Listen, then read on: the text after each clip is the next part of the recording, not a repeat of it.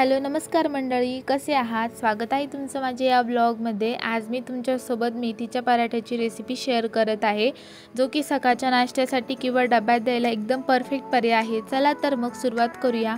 सर्वात आधी मी भाजीला निसून घेतलेलं आहे छान असं। आता मी निसलेल्या भाजीची फक्त पानं घेणार आहे पराठा बनवण्यासाठी, ज्याने की आपल्याला पराठा लाटताना मऊसूद लाटता येईल। हे बघा, इथे मी पानं वेगळी केली आणि देठ बाजूला केले। त्यानंतर मी पानांना निसून घेतल्यानंतर आपण भाजीला चांगलं स्वच्छ करून घेऊ। मी इथे 2 ते 3 वेळा भाजीला नळाखाली स्वच्छ धुवून घेतलं आहे आणि पाणी निथळण्यासाठी भाजीला बाजूला ठेवून दिलं। आता पराठ्याला चवदार बनवण्यासाठी मी इथे 2 मीडियम साईजचे कांदे घेतले आणि त्यांना बारीक कट करून घेतलं। कांदा घातल्याने मेथीचा पराठा आणखीनच छान लागतो। तुम्ही स्किप करू शकता, पण माझं म्हणणं आहे की तुम्ही कांदा घालायला हवा। त्यानंतर आता आपला कांदा कापून झाला। आता आपण एक वाटण बनवून घेऊ, ज्यामध्ये हिरव्या मिरच्या, जितकं तुम्हाला तिखट हवं असेल तितकं मिरच्या ॲड करू शकता। मी इथे मीडियम तिखट असलेल्या 10 ते 12 मिरच्या घेतल्या। त्यानंतर त्यात एक पाकळी लसूण, आल्याचा तुकडा, जिरा, ओवा या सगळ्यांचं एक कोरडं वाटण बनवून घेतलं। त्यानंतर मी मिसलेल्या भाजीच्या पानांना व्यवस्थित बारीक कट करून घेतलं, ज्याने की कणिक मळताना आपल्याला सोपं जाईल। आता मी कणिक मळायला घेतलं। जेवढी तुमची भाजीची क्वांटिटी आहे त्यानुसार गव्हाचं पीठ घ्यायचं आहे।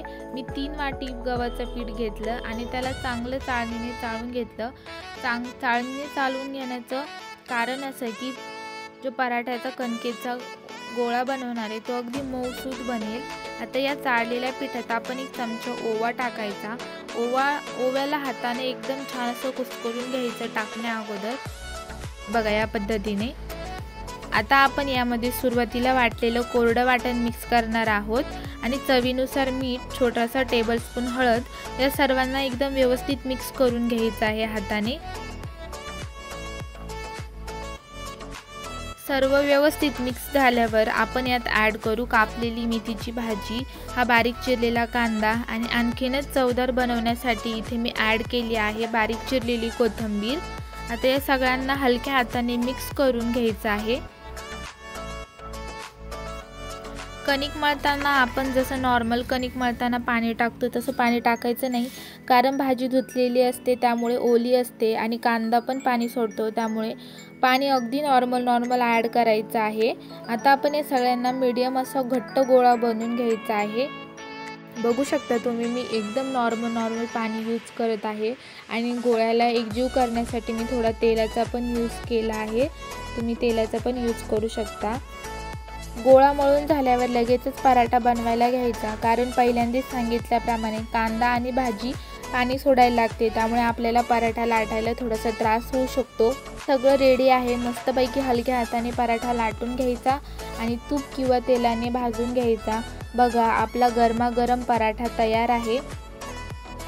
चला तर मग माझा पण ब्रेकफास्ट तयार आहे आणि तुम्हाला पण पुढच्या दिवसाच्या ब्रेकफास्टसाठी एक आयडिया मिळाली आहे।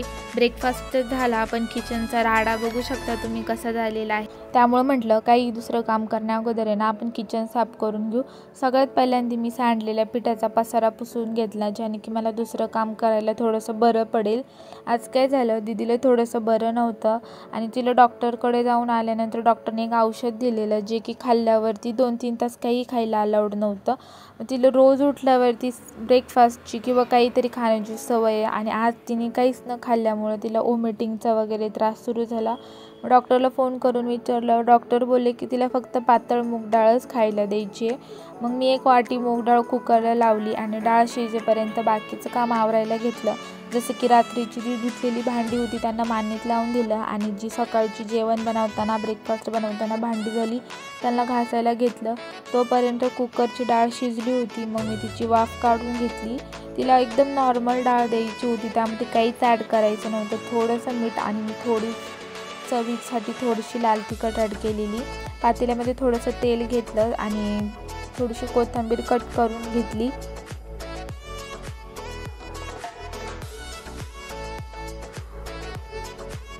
आणि दररोजच्या नॉर्मल डाळीपेक्षा थोडासा वेगळा तडका दिला।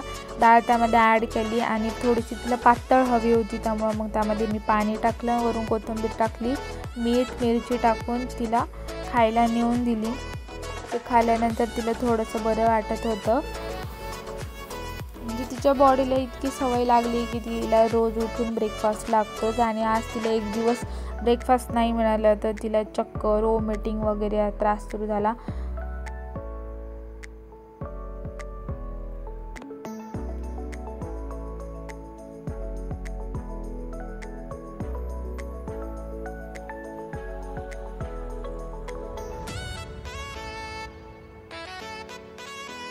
तर मी एका वाटीमध्ये डाळीला काढून घेतलं आणि गरमागरम तिला प्यायला नेऊन दिलं. तिला दिल्यानंतर मग मी माझी भांडी घासायला घेतली. भांडी फार काय एवढी नव्हती, कुकर वगैरे होतं आणि पराठे वगैरे लाटताना थोडासा पोळपट खराब झालेला, तो पण स्वच्छ धुवून घेतला. आता ओल्या फडकाने एकदम साफ असं किचन करून घेतलं. त्यानंतर किचनमध्ये झाडू पण मारून घेतला.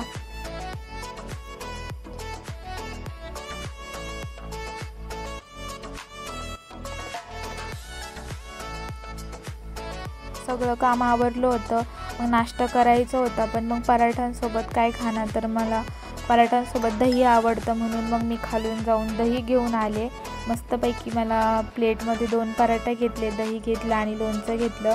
आणि दीदीची तब्येत बोलली ना मी आज थोडी खराब आहे, त्यामुळं मग मी तिला डब्याला पण पराठेच दिले.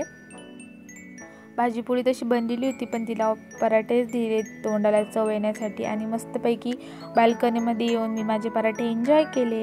तुम्हाला माझा व्लॉग कसा वाटला कमेंटमध्ये नक्की सांगा. बाय.